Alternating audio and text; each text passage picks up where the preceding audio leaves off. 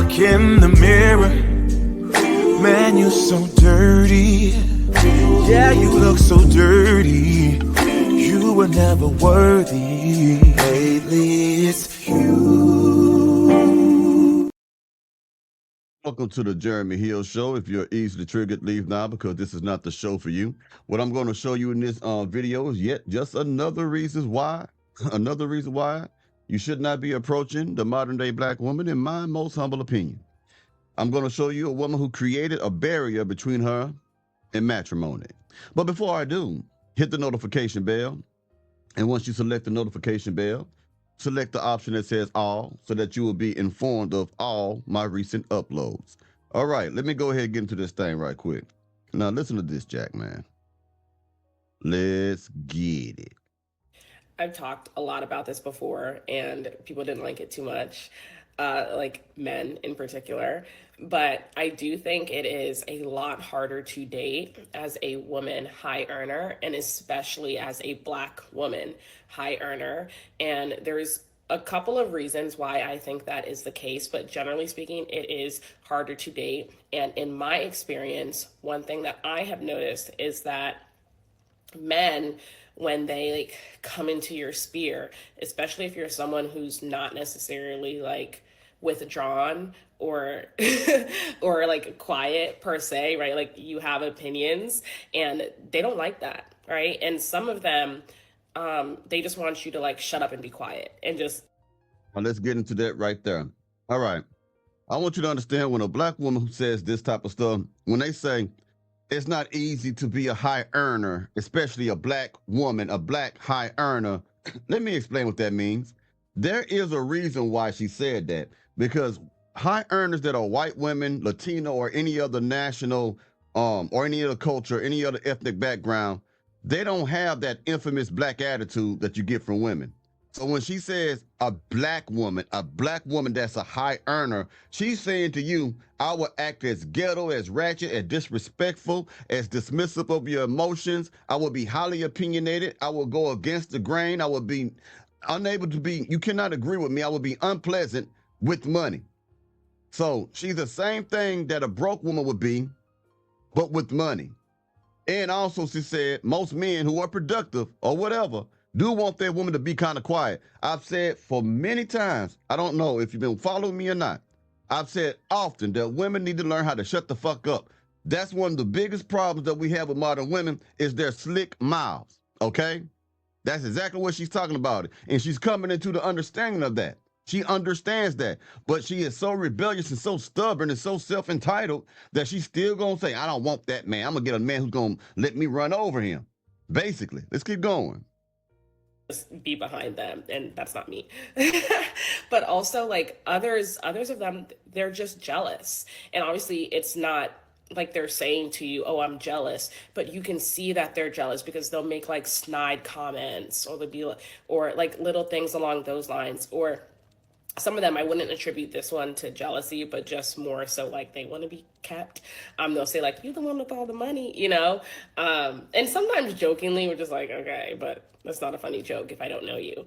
So I will say, like, for those reasons, it is a lot harder. But also another reason it's harder in general, I think, is because once you are making above a certain amount, you usually have a certain kind of lifestyle. And if you want to maintain that lifestyle, but also include your significant other in that lifestyle, they do have to be making within that range, right? I'm not saying that I will only date someone who makes more than me. That's absolutely not the case, but you do need to be probably making, you know, like low to mid six figures, somewhere like 200 or higher.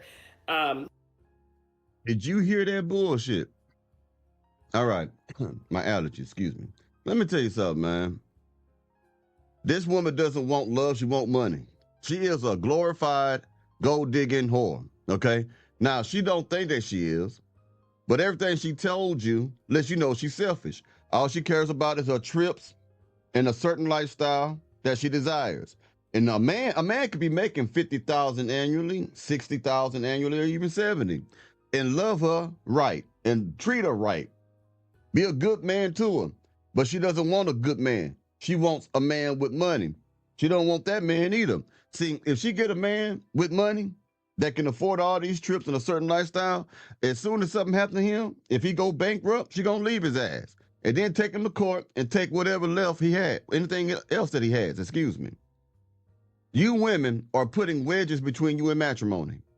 You women are the reason why you're alone. But you're gonna keep blaming men, okay? Now I call cap on how much she making, but she may be making 6 figures. I don't know, all right? But the thing is, if dating was so easy, if you could find a man that matches these expectations, how come you haven't found them already? Because no man is going to deal with that shit.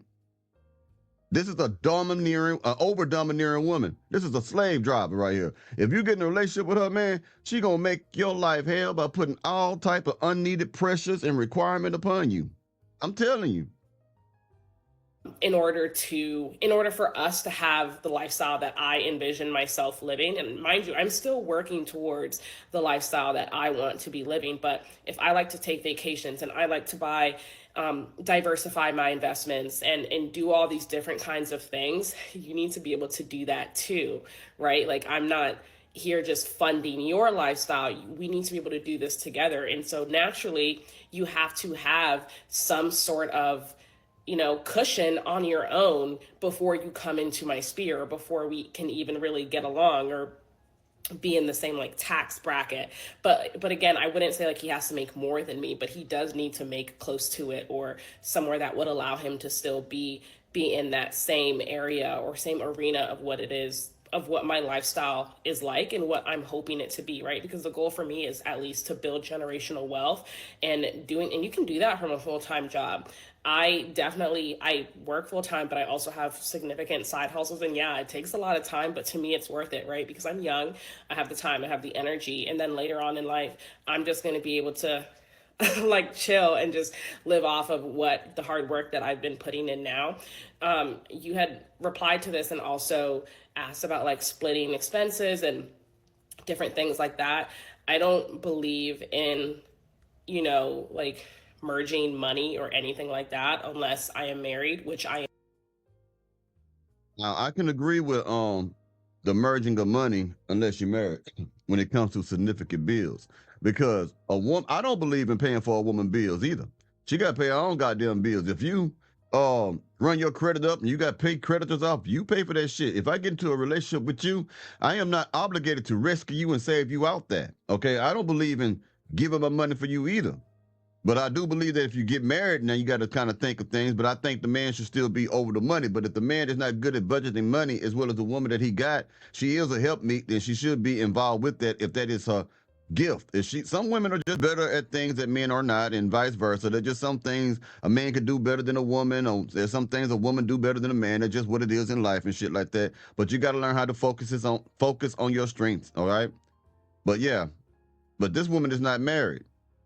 Let's keep going. I'm gonna let her tell you yourself. And now, you had replied to this and also asked about like splitting expenses and different things like that. I don't believe in, like merging money or anything like that unless I am married, which I am not. There you go. I wanted her to tell you yourself. I want you to understand something. All these women who advise women, excuse me, these damn allergies. All these women who advise other women on how to find men, pick up men, how to be happy, ain't got no fucking man. All right. All these dating coaches, they don't have no woman that they've been with. These women dating coaches, why are you women jumping on here saying all this shit about this is how you should be? This is what you got to do. A man got to be like this. He got to meet these requirements and all this and that and that. You saying all this shit that you say works for you, but you ain't got no man. So apparently it's not working for you. Anyone who listens to that woman is an idiot, okay? Because she don't understand that she's an idiot. That's a moron. Saying all this stuff, all these things that you want, things that you think is going to help you, and you ain't got one man to show for it. Not one. And you know why? Because you want money. Ain't nobody want your ass, man. And you talking about, I'm young, I can still get... You don't look young. If you are, you sure don't look like it. With that long-ass weave you got in your head. And that high ass forehead you had back there. You had a bigger forehead. Man, your head just reached your neck. Man, anyway. It's crazy. I'll be all at y'all pretty soon, man. Y'all let me know what y'all think about this episode. You dig? Y'all take it easy now, you hear? Ooh, ooh,